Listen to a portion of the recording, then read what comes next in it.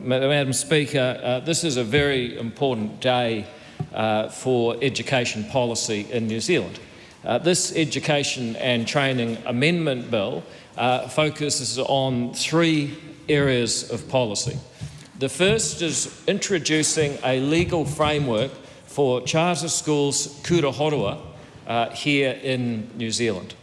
The second is to remove laws that would have put specific network planning requirements on early childhood education centres.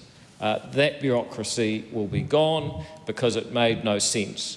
And finally, this legislation will allow the Secretary of Education to make specific rules around attendance, addressing the crisis in attendance that is bedeviling not only New Zealand's schools, but our future as we currently conceive ourselves as a modern, developed country with a highly educated population who went to school.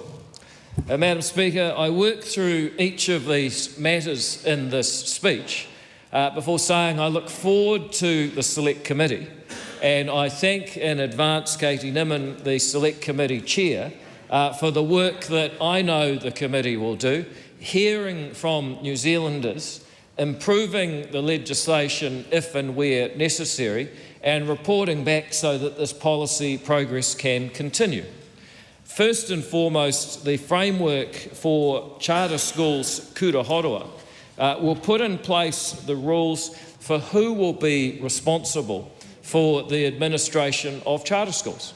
And that is by and large the authorisation board, a board of experts with knowledge of communities up and down New Zealand from different backgrounds, with knowledge of education and with knowledge of law and business, so that we can have entities from across the political spectrum, from up and down the country, from different ethnic backgrounds, able to come forward and run schools in a way that suits the aspirations of those communities and those students.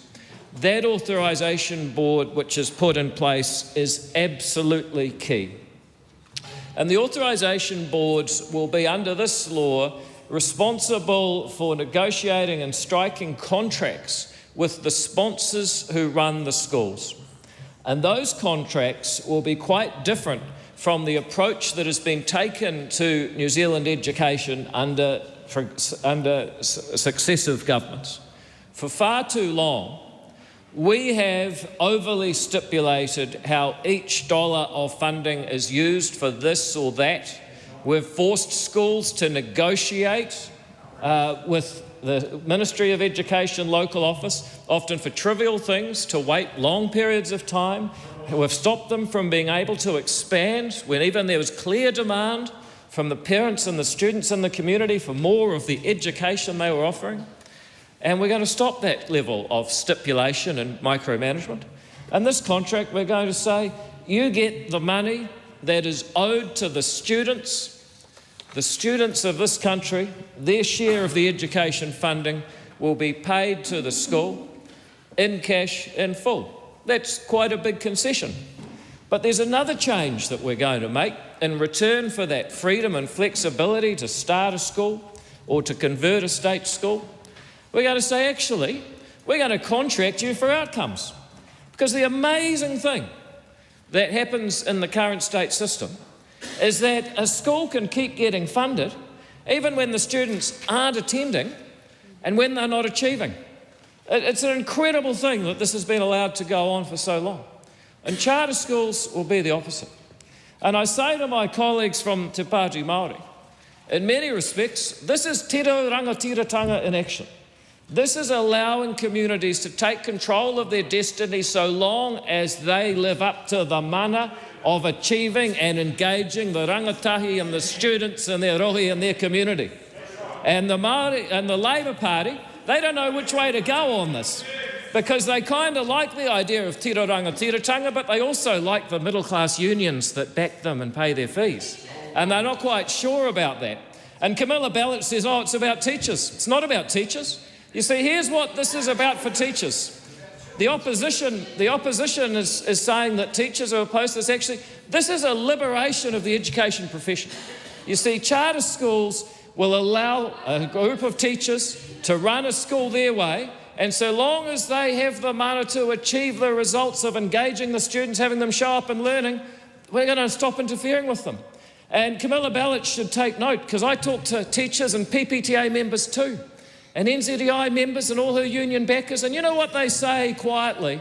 I say, what if you had 10 years where you knew that the Ministry of Education and successive changes in governments weren't going to mess with you and put new conditions on how you teach and what you teach all the time?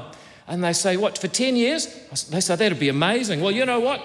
With a 10-year contract, these schools will actually be firewalled away, achieve the results, keep the children safe, keep the children learning, keep the children engaged, and you'll have the professional autonomy to do education your way.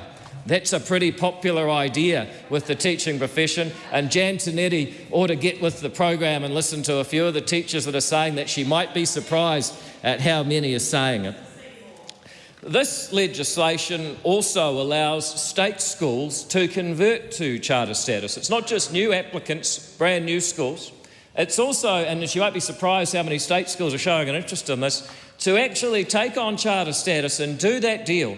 Attendance and achievement, and here's your money, and here's your autonomy, and here's your mana and your dignity as a profession, as an educator, to do it your way so long as you're getting the results. And that conversion process is also set out in the legislation.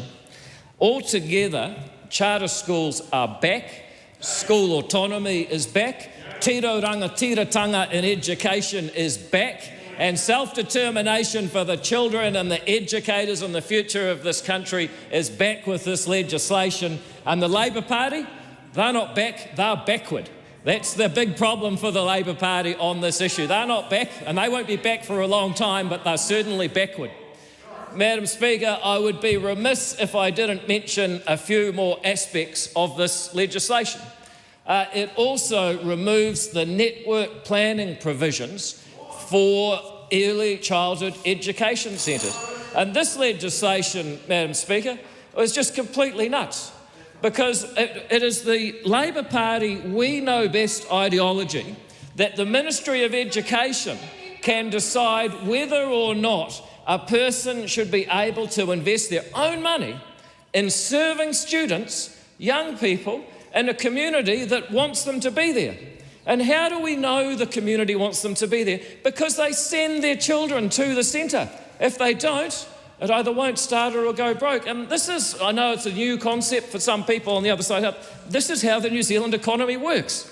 So instead of the Ministry of Education micromanaging where you can open an ECE and whether or not you can expand and how many children you can have at your ECE, we're actually going to leave the decision up to the people that risk their own money to start them, and the parents who truly know what is best for their children, who decide to send them there because they're happy, because they're safe, and because they're learning.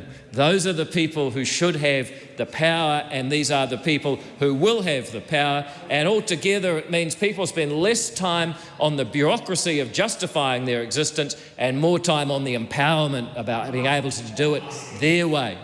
And finally, we are going to give powers to the Secretary for Education to make changes to the way that attendance records are required to be reported. Because another amazing thing is that we really never got to grips as a country for far too long with who is attending school each day. So we don't know what the patterns are. We don't know why they weren't there. We've got regulations that are almost 100 years old if you go back to the legislation they were initially enabled under. And so we're going to require that data. And with that, Madam Speaker, I commend this bill to the House.